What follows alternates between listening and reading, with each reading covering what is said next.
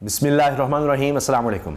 आने वाले हफ्ते के पहले 3 दिन ही यानी 20, 21 और 22 नवंबर पीर, मंगल और बुध तीनों दिन बड़ी अहमियत इख्तियार कर चुके हैं। तीनों दिन बड़े अहम केसेस हैं, लेकिन इसके साथ साथ चीफ जस्टिस काजी फाइज ईसा साहब के हवाले से कई रिपोर्टर्स, सहाफ़ी जो कवर करते हैं अदालतों को, वो क्यों कह रहे हैं कि जी खास मोहब्बत नजर आ रही है तहरीक इंसाफ के लिए, खास मोहब्बत, खास प्यार, ये क्या चक्कर है चीफ जस्टिस काजी फाइज़ साहब के बारे में? ये जो खास मोहब्बत, खास प्यार, ये साफ़ी क्यों शेयर कर रहे हैं, इसकी हम बात करेंगे।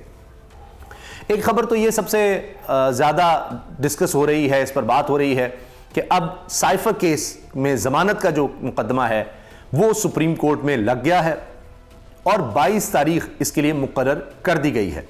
अब इसमें एक चीज़ ये नज़र आ रही है कि 3 जजेस हैं, 3 जजेस, और उनके नाम शेयर करते हुए तमाम रिपोर्टर्स से कह रहे हैं कि जी ये बड़ा बैलेंस्ड बेंच नज़र आ रहा है, कुछ नहीं कहा जा सकता क्या फैसला आएगा, मगर साथ ही भी कहा जा रहा है कि 2-1 से फैसला आएगा। अब ये मामला है साइफर केस में इमरान खान साहब की ज़मानत का, जो ट्रायल कोर्ट ने नहीं दी, फिर इस्लामाबाद हाई कोर्ट ने नहीं दी, अब वो सुप्रीम कोर्ट में आ चुका है मामला।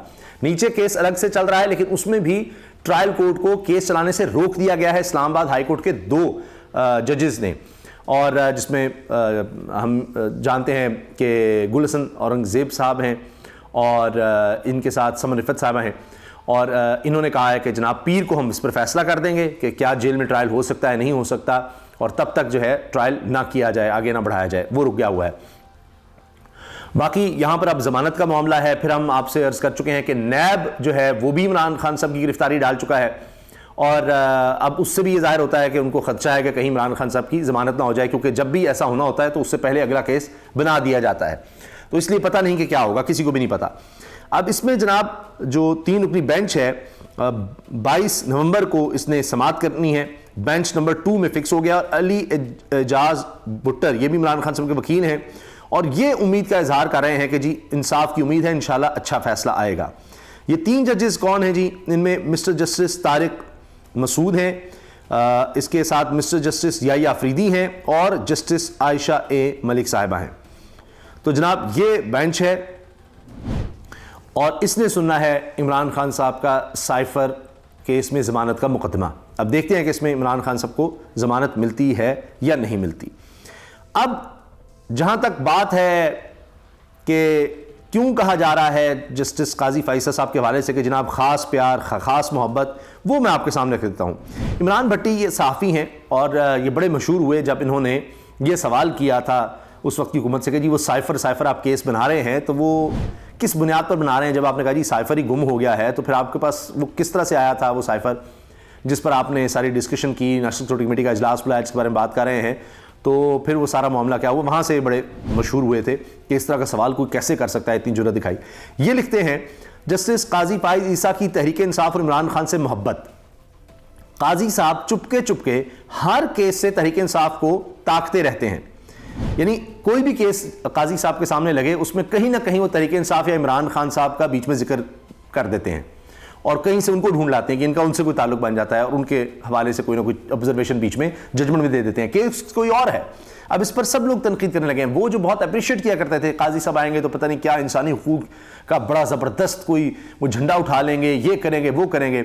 मैं इसमें देख रहा था कि बड़े बड़े वकील, सलाउद्दीन साहब, दीगर वकील हैं, मेरे ख्याल जबरान नासिर भी हैं, और इस तरह के बहुत से वकला हैं जो पहले बड़ा उम्मीद का इजहार करते हैं काजी फाइज़ साहब से, और भी हैं। तो वो अब दूसरी तरफ की बात करने लगे कि ये हो क्या रहा है, समझ नहीं आ रही, और कई केसेस हैं जो लग ही नहीं रहे और उस तरफ वो ध्यान ही नहीं दे रहे। अच्छा, काजी साहब ने क्या किया जी? बगौर इमरान भट्टी के 2017 के TLP के धरने के केस में 2014 के धरने की यादें ताज़ा करने लगे, यानी उसमें तहरीक इंसाफ का जिक्र कर दिया था। धरना जो है TLP का, फैजाबाद धरना, उसमें उन्होंने कहा जी 2014 के धरने का भी जिक्र कर दिया, क्योंकि उसमें तहरीक इंसाफ भी आती थी। फिर कहते हैं जी अब एक और केस आया, यानी उसकी अपील, इसी की जब अपील वगैरह वाला मामला था, तो उसमें उन्होंने क्या किया कि जी 9 मई के वाक़े को घुसा दिया। अच्छा, इसी तरह इंतखाबात वक्त पर ना होने के केस में जो फिर 8 फरवरी का उन्होंने फैसला दिया था, उसमें इलेक्शन कमीशन की आइन शिकनी को नजरअंदाज करके सदर आरिफ अलवी के 2022 के फैसले के बारे में रिमार्क्स भी PTI से इजहार उल्फत नहीं भूले, यानी कि जी ये जो सदर ने असम्बली पर दस्तखत किए थे असम्बली तहलील करने के। जी इमरान खान ने उस वक्त असम्बली तहलील कर दी बतौर वज़ीर-ए-आज़म, तो वो गलत था, उनके खिलाफ तहरीक एतमाद आ चुकी थी, तो ये नहीं उनको करना चाहिए था, उन्होंने गलत किया है सदर ने। तो वो केस था। अब 8 फरवरी के इलेक्शंस का मामला था कि जी इलेक्शन अब होने चाहिए, उसमें वो पिछला मामला ले आए, ये भी चीफ जस्टिस ने उसमें कर दिया था। फिर 2021 में एक बिल्कुल मुख्तलिफ केस सुनते हुए उस वक्त के MNAs को वज़ीर-ए-आज़म के तरक्याती फंड्स देने की खबर पर रिमार्क्स देकर नया बेंच बनवा लिया। इतनी मोहब्बत अच्छी नहीं होती साहब, ये जनाब इमरान भट्टी की पूरी ट्वीट थी। अच्छा, इसके साथ साथ आप ये देखें कि मोहम्मद उमैर ये भी साफ लिखते हैं, पंजाब और KP बर वक्त इलेक्शन के आस्कुत नोटिस पर सबसे बड़ा एतराज़ ये था कि केस कुछ था और नोटिस कुछ और हुआ। ये एतराज़ उठाने वाले तमाम हजरात चीफ जस्टिस काजी फाइज़ के इसी रवैये पर खामोश हैं और काजी फाइज़ ये काम रोज़ाना की बुनियाद पर कर रहे हैं। आज तरीके लब्बैक के धरना केस 9 मई के वाक़े को घसीट लाए। इसी केस की समाअत में तरीके इंसाफ के 2014 के धरने को घसीटा। आम इंतखाबात के केस में इलेक्शन कमीशन के खिलाफ एक्शन की बजाय सदर को रगेदा। शेख रशीद के वकील ने आज कल के हालात पर बात की तो इनको रोक दिया कि आजकल की बात ना करें। और इसी में उन्होंने कहा जी बतौर चीफ जस्टिस पहला मुकदमे के साथ के वक्त कहा था काजी फाइसा एक मुतसिब जज हैं। आज साहब TLP धरना केस अपना तासुब नहीं छुपा सके और साने मॉडल टाउन के मुतासरीन के लिए होने वाले धरने पर सवालात करते रहे। ये मोहम्मद उमैर ने लिखा है कि वो जो मॉडल टाउन के साने में जो लोग जहाँबाक हुए थे, 14 लोग थे, 100 जख्मी हुए थे, उस पर जो धरना हुआ था वो उसको बीच में ले आए थे, यही मोहम्मद उमैर ने कहा है।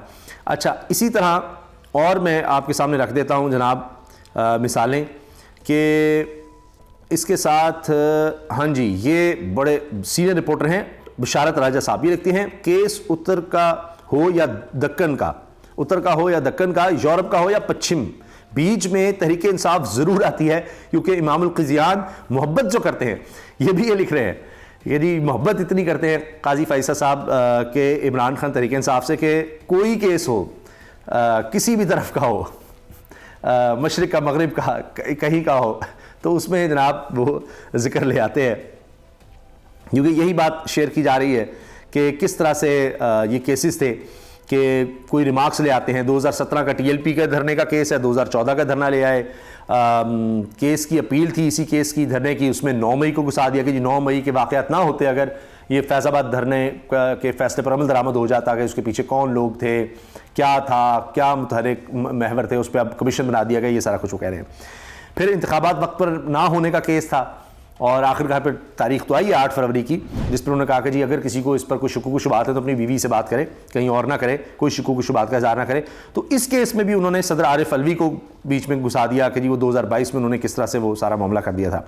फिर इसी तरह और मिसालें दी जाती हैं कि जी केस कोई और था तो वो MNAs के फंड्स को ले आए थे और फिर वो कहा जी आपके पास कहाँ से चीज़ें हैं, उन्होंने कहा जी व्हाट्सएप पर मुझे किसी ने भेजी हैं चीज़ें और ये व्हाट्सएप पर आया हुआ है कि जी फंड्स में इधर उधर हो रहे हैं, खुरदबुर्द हो रही है, ये सारा कुछ हुआ।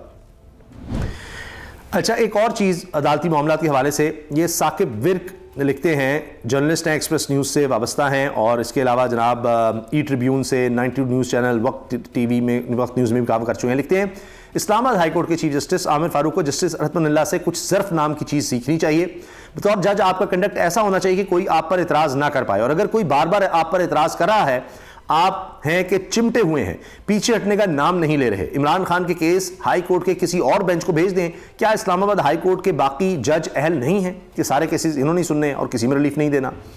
अब ये साकिब बशीर साहब ने जो चीज़ शेयर की थी 9/5/2022 को कि हम खबर चेयरमैन PTI इमरान खान को अदालत पर एतमाद है या नहीं, इस्लामाबाद हाई कोर्ट के चीफ जस्टिस अतहर बिन ने वकील फैसल चौधरी को हिदायत लेकर 12 मई तक आगाह करने का हुक्म दे दिया।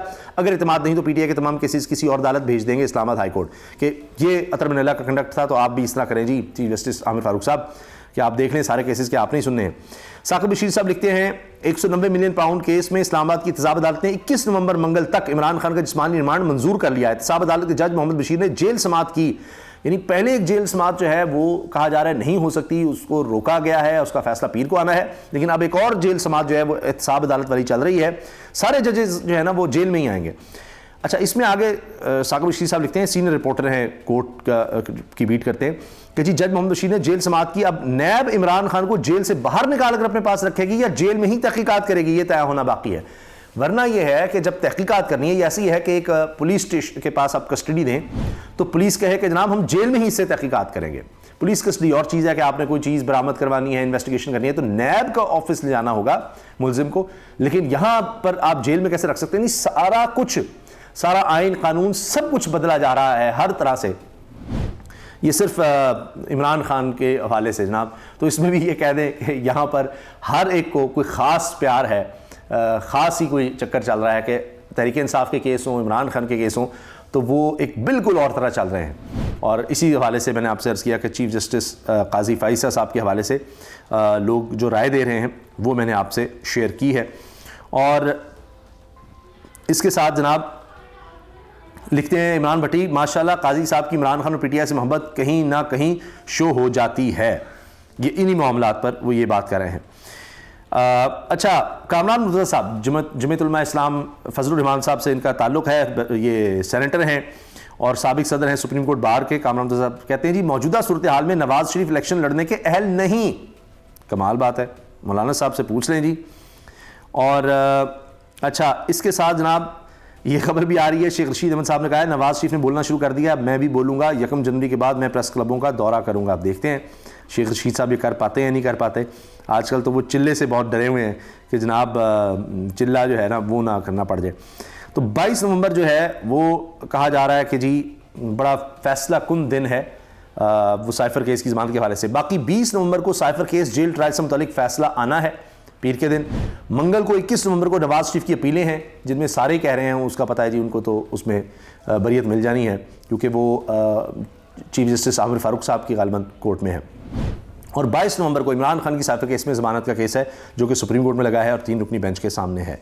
तो ये जनाब आने वाले दिनों के केसेस हैं जो मैंने आपसे शेयर किए हैं और काजी फ़ाइज़ा साहब के हवाले से जो गुफ्तगू हो रही है वो भी मैंने आपके सामने रखी है। इजाज़त दीजिए, अल्लाह हाफ़िज़।